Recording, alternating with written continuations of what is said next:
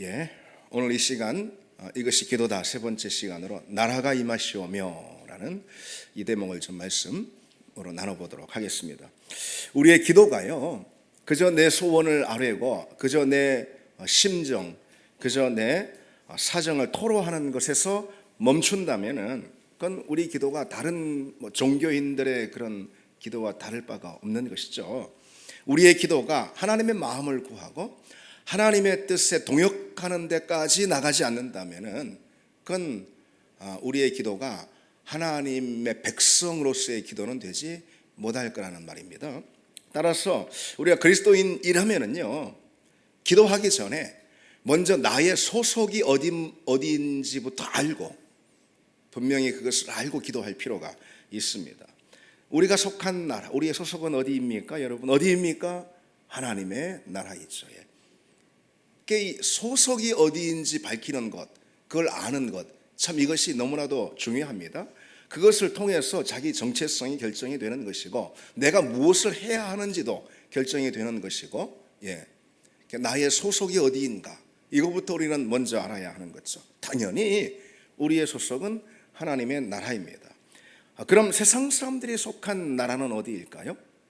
세상 사람들이 속한 곳, 그것은 바로 자신의 나라입니다. 그러니까 한마디로 내 나라인 거예요. 내 나라에 속한 사람들인 거예요. 따라서 그들은 내 나라를 위해서 일하고 내 나라가 임하길 구하고요, 내 나라가 세워지길 원합니다. 내가 원하는 것들, 나의 뜻이나 나의 소원이나 나의 마음이 자기들 앞에 펼쳐지길, 그것도 당장 펼쳐지길 구하는 사람들, 그런 사람들이 바로 세상 사람들입니다. 왜? 자기가 속한 나라가 자기의 나라, 한마디로 내 나라이기 때문에 그런 거예요. 그러나 우리가 속한 나라, 그건 전혀 다르다는 거예요. 하나님의 나라입니다. 우리는 그 나라의 백성이기 때문에 우리의 기도도 당연히 전혀 달라야지 되는 것이죠. 그 나라를 위한 기도, 그 나라가 임하길 구하는 그런 기도죠. 여러분, 우리가 기도하고 있는가? 나는 내가 기도하고 있는가? 이 질문 우리가 늘 해야 합니다. 그러나 우리는 거기서 더 나가야 하는 거예요. 그 질문만으로 만족하면 안 됩니다. 우리는 더 나가야 하는데 뭐가 필요하죠? 어떤 질문이죠? 나는 무엇을 위해 기도하고 있는가? 나는 무엇을 구하고 있는가? 이 질문이 참 중요합니다. 우리가 지난주에 하나님의 이름을 위한 기도를 해야 한다라고 나눴습니다. 그것이 첫 번째 기도였는데요. 그리고 이어지는 기도, 주님께서 어떤 기도를 가르쳐 주시죠? 나라가 임하시오며, 나라가 임하시오며. 나라가 임하시오며라는 것은요, 주님이 가르쳐 주신 이 기도가 전체 이제 6가지인데 이 중에 중심 기도라고 그럽니다. 중심 청원, 주기도 가운데 중심 청원이라 이렇게 말합니다. 왜 나라가 임하시오며가 주기도 가운데 중심 청원, 아니 우리의 모든 기도 가운데 핵심적인 기도라고 할 수 있을까요? 그것은 간단합니다. 여러분, 예수님이 이 땅에 오셔서 하신 일이 무엇인지 복음서를 보면은 우리는 분명 확인할 수가 있죠. 예수님 이 땅에 오셔서 그 공생의 기간 중에 무엇을 하셨습니까? 오시자마자 하나님의 나라를 선포하셨죠. 그렇죠? 하나님의 나라, 하나님의 나라를 위해서 이 땅에 오셨습니다. 공생의 시작부터 회개하라, 천국이 가까이 왔다. 천국은 하나님의 나라죠. 때가 찼고 하나님의 나라가 가까이 왔다. 주님의 이 공생의 이 땅에서의 지상사역에서의 핵심은 바로 하나님의 나라에 있었어요. 주님의 가르침도 역시 마찬가지예요. 하나님의 나라에 관한 가르침입니다. 그래서 하나님 나라에 대한 비유를 말씀하실 때마다 어떻게 말씀하시냐? 천국은 마치 이와 같으니, 이렇게 하나님 나라에 관한 비유를 이렇게 가르쳐 주셨죠. 귀신을 내어 쫓으시고 병자들을 고치시는 것, 주님께서 오셔서 이 지상사역 가운데 행하신 아주 주된 사역들이지 않습니까? 그런 사역은 어떤 것이 목적이었을까요? 주님은 왜 귀신을 내어 쫓으시고 왜 병자를 고치셨을까? 왜 죽은 나사로를 살리셨을까? 어차피 다시 죽을 거 아니겠어요? 어차피 다시 병들 거 아니겠어요? 그런데 왜 주님께서는 귀신을 내어 쫓으시고 병자를 고치셨을까? 그것은 다른 어떤 목적보다도요, 하나님의 나라가 주님의 사역과 더불어 여기 이 자리 가운데 이미 임했다, 도래했다 라는 것을 보여주시기 위해서 그처럼 여러 가지 치유의 사역들도 또 축사의 사역들도 다 행하신 주된 목적이 거기에 있었어요. 주님 뭐라고 말씀하십니까?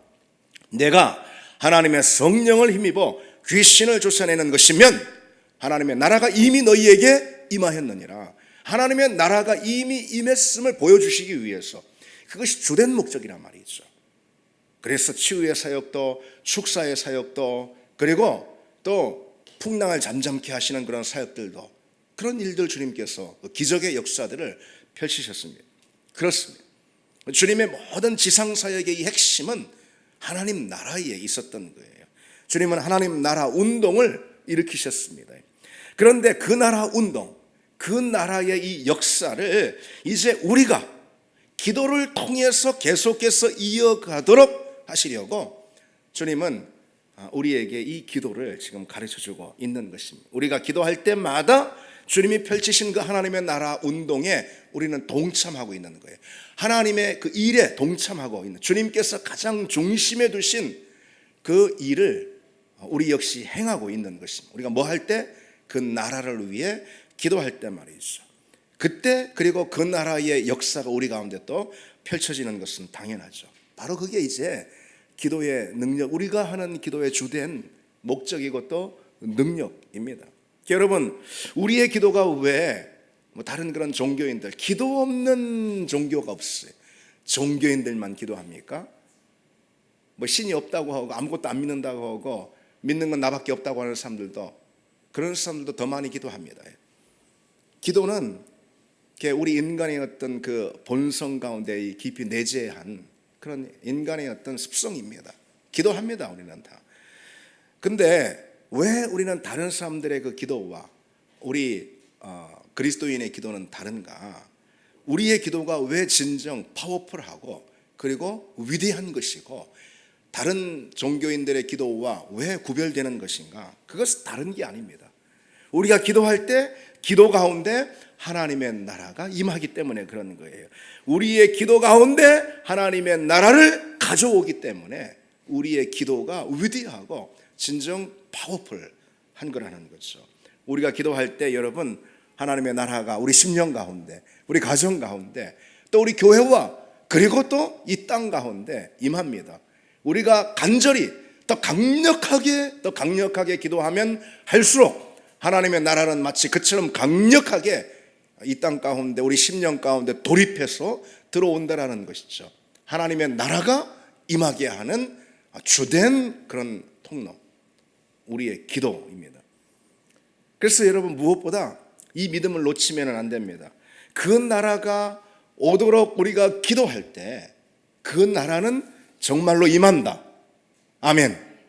그러지 않으면 뭐로 이 기도를 하고, 그럴 게 아니었다라면 주님은 뭐로 이런 기도를 하라고 우리에게 애써 가르치셨겠습니까? 주님이 이 기도를 하라고 가르치셨다는 것은 우리가 이렇게 기도할 때 참말로 그러한 역사가 일어날 것이라는 것을 약속해 주시는 거 아니겠어요? 그렇죠.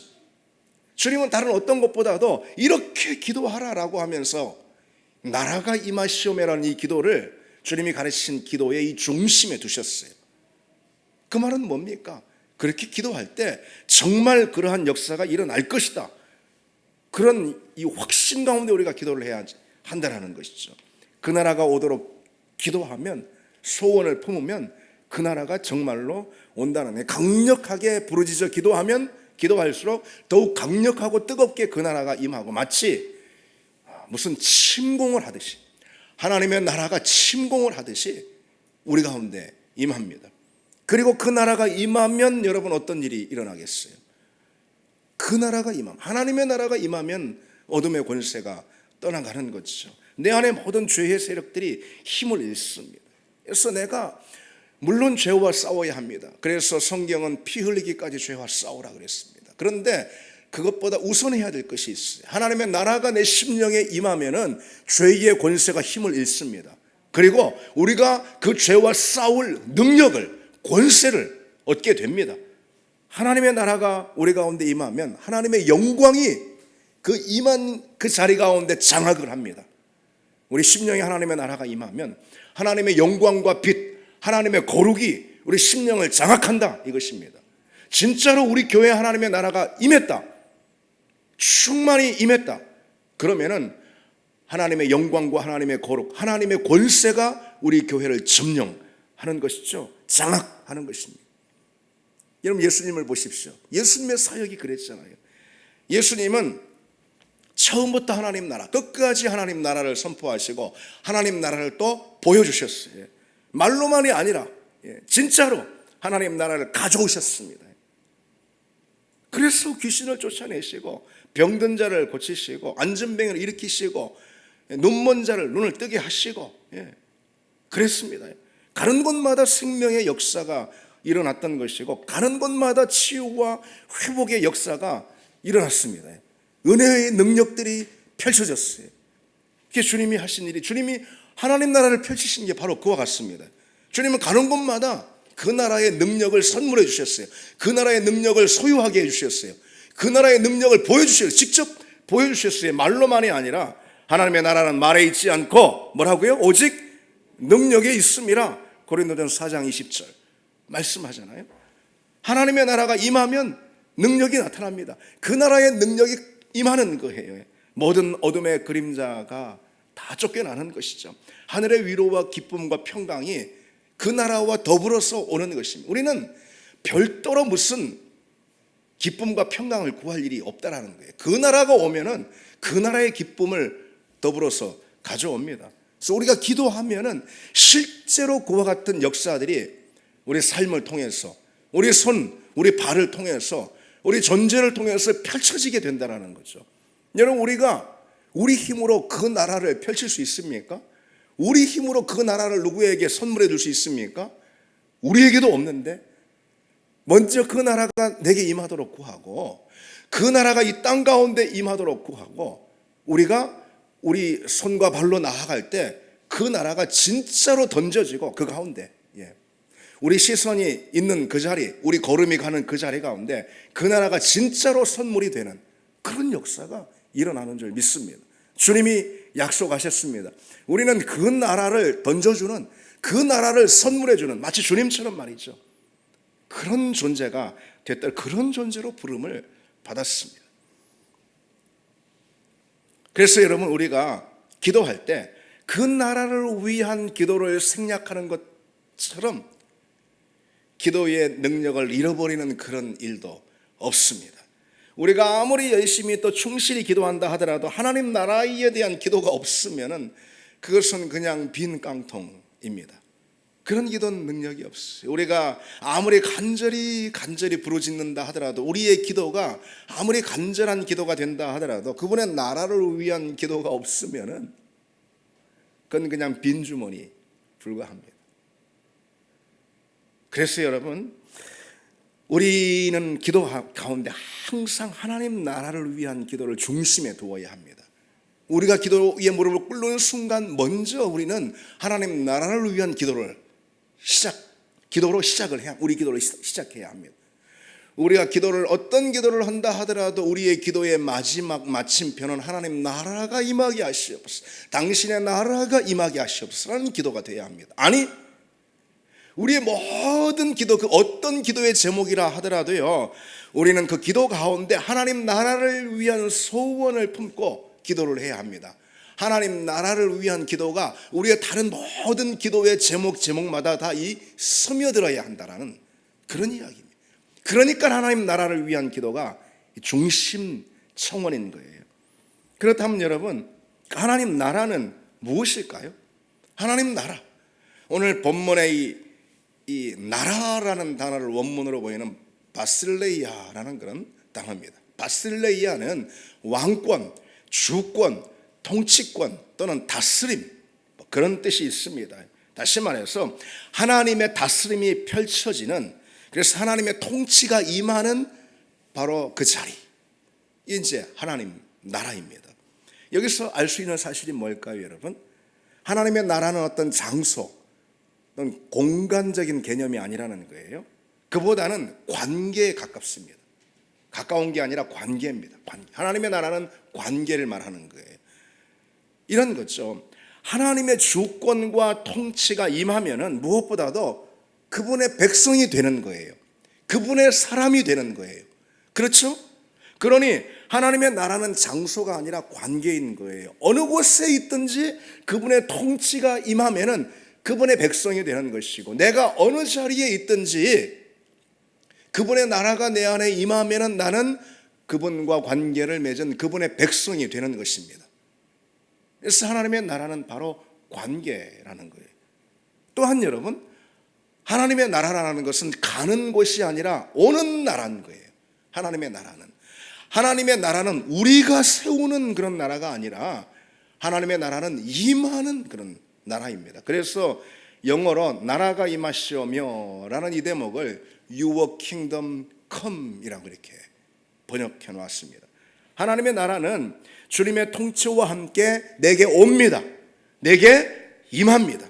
물론 여러분, 우리는 그 나라에 가게 될 것입니다. 이 표현이 틀린 표현은 아니에요. 그래서 주님께서 요한복음에 보면은 너희를 위하여 거처를 예비하면 내가 다시 와서 너희를 내게로 이끌리라, 영접하리라, 그렇게 말씀하셨잖아요. 그러나 지금 여기서 그 나라가 임한 사람만이 주님께서 이후에 예비하신 그 나라로 우리를 이끌어 주실 수 있는 거예요. 하나님의 나라는 먼저 우리가 가는 나라라기보다도 오는 나라, 우리가 세우는 나라는 더더욱 아니고 임하는 그런 나라입니다. 그 나라는 어떤 것이 아닌 아까 말씀드린 대로 주님의 주권과 통치가, 다스림이 임하는 나라예요. 우리는 주기도를 하면서 하나님의 나라가 당연히 지금 내 이 심령 가운데, 내 삶의 자리 가운데, 내 전 존재 가운데 부어지도록 기도해야 합니다. 우리 가정 가운데, 우리 교회 가운데, 우리 관계 가운데, 그리고 나아가 우리 일터와 이 땅 가운데 쏟아져 부어지도록, 하나님의 나라가 돌입해서 들어오도록, 하나님의 나라가 강력하게 습격하도록, 그렇게 우리는 기도해야지 됩니다. 그리고 하나님은 우리가 드리는 그 기도를 통해서 비로소 그 나라를 펼치시는 분이에요. 여러분, 이게 중요합니다. 하나님, 주님께서 뭔가를 기도로 우리에게 가르치셨다면은 그건 뭘 의미하는 것일까요? 바로 이런 것이죠. 하나님은 당신의 나라, 다시 말해서 당신의 주권과 통치도 바로 당신의 백성들의 기도를 통해서 펼치시길 원하는 거예요. 하나님의 주권, 하나님의 통치와 다스림을 하나님은 펼쳐가십니다. 그런데 당신의 백성들의 기도를 통해, 다시 말해 당신의 백성들의 기도의 제한을 해놓으셨다는 그런 뜻이 될 수 있습니다. 우리의 기도의 제한을 해놓으셨어요. 다시 말해서 우리가 기도하지 않으면 우리 심령 가운데 하나님의 나라가 임할 일이 없다는 것입니다. 우리가 기도하지도 않는데 어떻게 이 땅 가운데 하나님의 나라가 펼쳐질 일이 있겠냐는 거예요. 하나님은 그분이 물론 하십니다. 그러나 하나님은 우리의 기도에 당신의 나라를 펼치시기로 작정하시고 그 기도에 제한을 해놓으셨습니다. 우리가 기도하지 않으면 어떻게 합니까? 물론 하나님은 또 다른 하나님의 백성들을 세워서, 다시 말해서 그 나라를 향한 열망과 소원을 가진 다른 하나님의 백성들을 선택하셔서 그 나라를 위한 기도를 하도록 하실 거예요. 바로 우리가 그런 사람들 되길 바랍니다. 그런 사람들 되기를 바랍니다. 하나님은 그래서 누구보다도 큰 나라를 향한 열망, 소원을 품고 그 나라를 위한 간절한 기도를 뜨겁게 드리는 그런 사람들을 하나님은 찾고 또 찾고 계신다는 거예요. 나라라는 것은 아까 말씀드렸죠. 주권과 통치, 다스림이라고요. 그렇다면은 나라가 임하시오며 라는 이 기도 안엔 어떤 뜻이 담겨 있을까요? 하나님의 통치와 다스림, 그 주권이 먼저 내 안에, 먼저 내 삶 가운데 임하게 해달라는 것이죠. 그것 없이 내 안에 임해야지 나를 통해 하나님의 나라가 또 펼쳐지는 것이죠. 우선적으로 하나님의 나라가 임할 자리는 바로 우리 심령, 우리 존재라 이 말이죠. 그런데 그 기도를 드리는 사람이 알아야 할 것이 있습니다. 우리가 당신의 나라가 임하게 하시옵소서라고 기도한다면 그것은 뒤집어서 내 나라가 끝나게 하시옵소서라고 기도하는 사람이라는 거죠. 여러분, 아까 말씀드렸죠. 소속이 두 가지로 나뉜다고. 세상 사람들은 다 그 소속이 자기들의 나라는 거예요. 내 나라에 속했어요. 내 나라를 위해 살고 내 나라를 구하고 내 나라를 세웁니다. 우리는 소속이 다릅니다. 하나님의 나라예요. 그래서 우리는 하나님의 나라를 세우고 하나님의 나라를 구합니다. 우리가 하나님의 나라를 구하면 구할수록, 하나님의 나라를 세우면 세울수록 우리의 나라, 나의 나라는 점점 무너지는 것이죠. 나의 나라는 점점 끝나는 것입니다. 그래서 이 기도, 나라가 임하시오며 이 기도는 필연적으로 이제 내 나라는 기울었다, 이제 내 나라는 없다. 우리 같이 한번 해보실까요? 이제 내 나라는 없다. 예. 그래서 여러분, 우리는 마치 이 기도를 할 때요, 그런 흥하고 나는 쇠하여야 하리라. 기억나시죠? 이 세례 요한의 이 소원처럼요, 내 삶에서 하나님의 나라는 흥하고 나의 나라는 점점 쇠하는 그런 소원을 갖게 되어 있습니다. 이 기도를 드릴 때 우리는 끊임없이 우리의 이 삶을 주님의 주권에 양도해 드리는 것이죠. 자신을 포기하고 자기를 부인하고 끊임없이 내 삶의 주권을 주님께 양도해 드리는 것, 그게 바로 이 기도 가운데 당연히 포함이 되어 있는 겁니다. 근데 여러분, 그렇게 이야기하면 좀 마음이 답답해지십니까? 그런데 여러분, 솔직히 한번 생각을 해 보십시오. 내 왕국에서 주인은 나입니다. 그런데 실은 들여다보면 내 왕국, 내 나라에서 주인이 내가 아니에요. 우리는 죄의 종노릇한다고 성경 말씀하고 있잖아요. 내가 주인이 되는 순간 나보다 힘센 죄가 나를 눌러서 죄의 왕국으로 만들어버리는 거예요.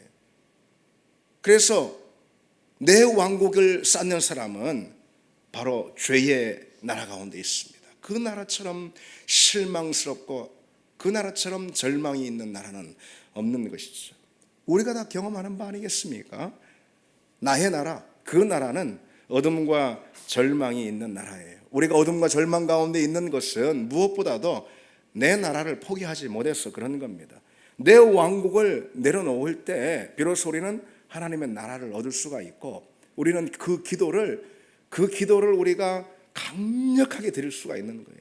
그리고 진실되게 드릴 수 있는 거예요. 내가 내 나라를 붙들고 놓지 않고 있는데 어떻게 하나님 나라를 그것은 거짓 아니겠어요? 이건 위선 아니겠어요? 하나님의 나라가 우리 가운데 임하지 못하는 이유는 다른 게 아닙니다. 우리가 기도하는데, 주기도로 기도하라고 하니까 우리가 기도하는데도 하나님의 나라가 내게 임하지 않아요. 그건 딱 이유 한 가지입니다. 내가 내 나라를 여전히 붙들고 내가 내 나라를 부지런히 분주히 세우면서, 그러면서 겉으로는 하나님의 나라가 임하게 하시옵소서라고 기도하니까 그 나라가, 하나님의 나라가 내게 임하지를 못하는 것이죠. 필연적으로 이제 내 나라는 기울었다, 이제 내 나라는 끝났다, 내 나라는 없다, 그가 흥하고 나는 쇠하여야 한다, 이 소원이 우리에게 있을 때 그 나라가 임하는 것이고, 그 나라가 임하면은 내 나라에서 내가 주인 되었을 때 사실은 내 나라에서 나는 주인이 아니고 죄가 주인 노릇한 그 죄의 권세, 죄의 세력을 다 몰아내고 청산할 수가 있는 것이고, 하나님의 나라가 내 안에 가져오는 기쁨과 평강, 우리는 그 진짜 그 기쁨과 평강, 자유를 우리는 경험하게 되는 겁니다. 여러분, 이 하나님의 나라, 다시 말해서 하나님의 다스림, 이것이 우리 인생 가운데 임하면은 어떤 일이 일어날까 우리가 좀 더 들어가서 살펴보면은, 여러분 이 말씀 잘 알잖아요. 로마서에 하나님의 나라는 오직 성령 안에서 의와 평강과 희락이라.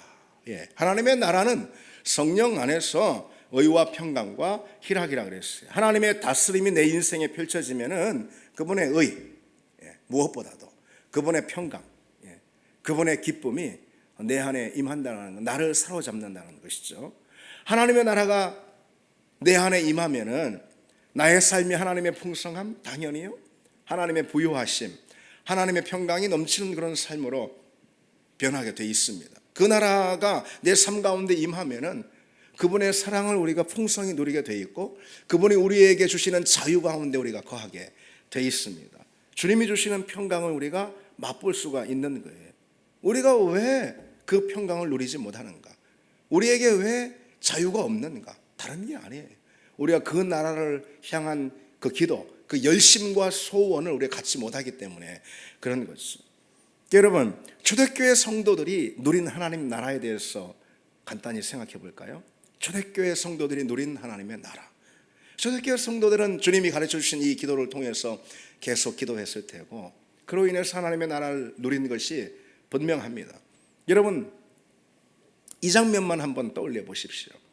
사도들이 복음을 전하다가요, 사내들인 공유회에 잡히잖아요. 거기서 어떻습니까? 심하게 채찍을 매질을 당하고, 그리고 다시는 복음 전하지 말라 이렇게, 그리고서 이제 풀려납니다.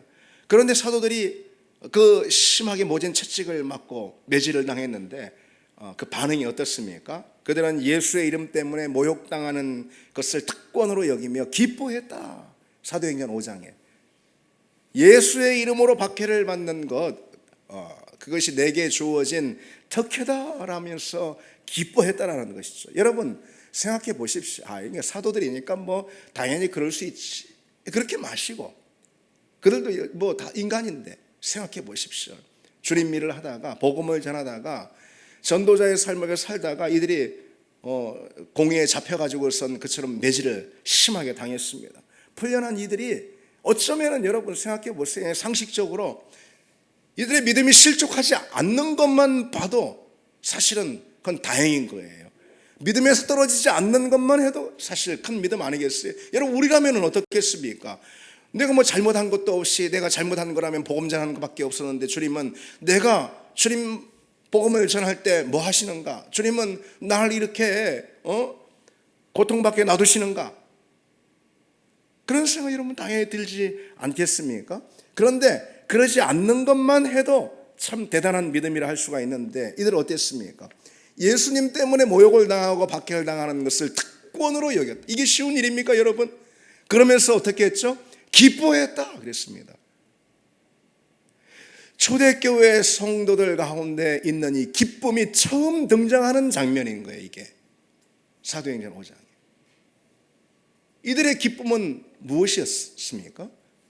주님 때문에 당하는 박해로 인해서 오히려 기뻐하는, 그걸 특권으로 여기고, 이런 기쁨, 세상에 없는 이런 기쁨이 이들에게 있었어요.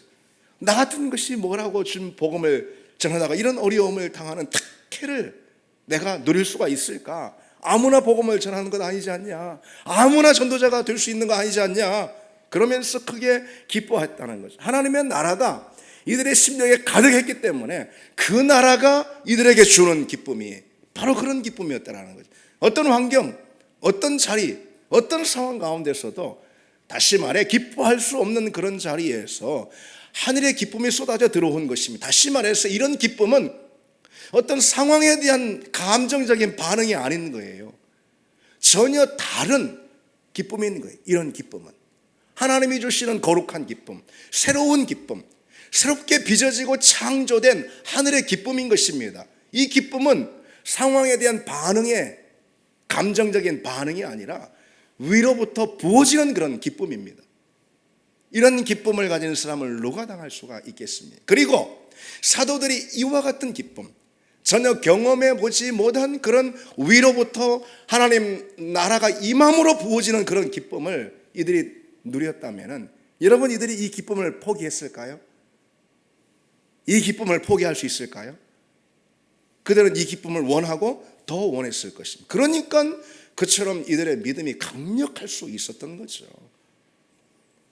그런가 하면요, 이들이 누린 하나님 나라는 평강으로 또 경험되기도 했어요. 기쁨뿐 아니라 평강으로 경험이 됩니다. 대표적으로 베드로를 한번 보십시오. 복음 전하다가 옥에 갇히잖아요. 특별히 이 세 번째 투옥이 되는 그런 이제 상황 가운데서는요, 정황상 다음 날 이제 죽게 되는 것, 너무나 이제 이게 뻔한 그런 일이었습니다.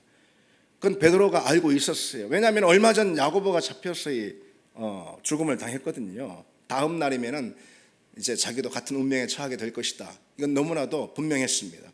그런 상황에서 베드로는 두려움은커녕 조금 더 불안해하지도 않잖아요. 그는 금세 잠이 들어버렸습니다. 사도행전 보면은 내일 처형당할 수도 있는데 잠이 들어버렸습니다.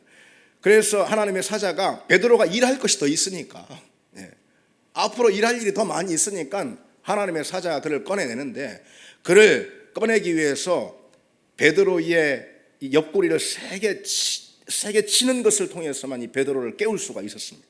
뭘 말하는 거예요? 그 정도로 내일 일어나면 참수당할 수 있는데, 내일 일어나면 죽을 수도 있는데, 그 정도로 옥중에서 편안한 잠을 누가 잘 수가 있겠습니까? 베드로에게 임한 평안은 바로 그와 같은 거였어요. 사실 베드로는 여러분 이전에 갈릴리 바다에 나가서 잠시 풍랑이 일어나자 막 그냥 화들짝 놀라가지고 우리가 죽겠나이다 하면서 막 호들갑을 떨었던, 그리고 예수님을 막 그냥 깨웠던 그런 제자 아닙니까? 그러한 베드로가 이처럼 죽음 앞에서도 평안할 수 있었던 이유, 하나님의 나라가 임해서 그런 거죠. 내가 평안하자 아이 괜찮아 그런 게 아니라는 거죠. 이런 평안은 하나님께서 위로부터 주시는 거예요. 뭘 통해서요?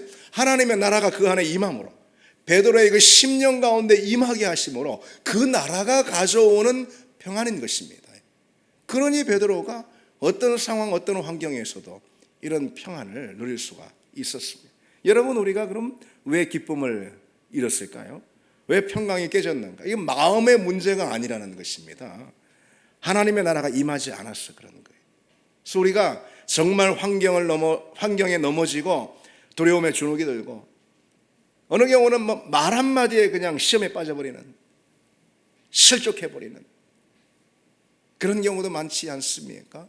무슨 어떤 교회 안에서도 가정에서도 어디에서도 다 마찬가지지만은 그냥 말 한마디에 그냥 실족해버리고 시험에 빠져버리고 그런 경우도 있습니다.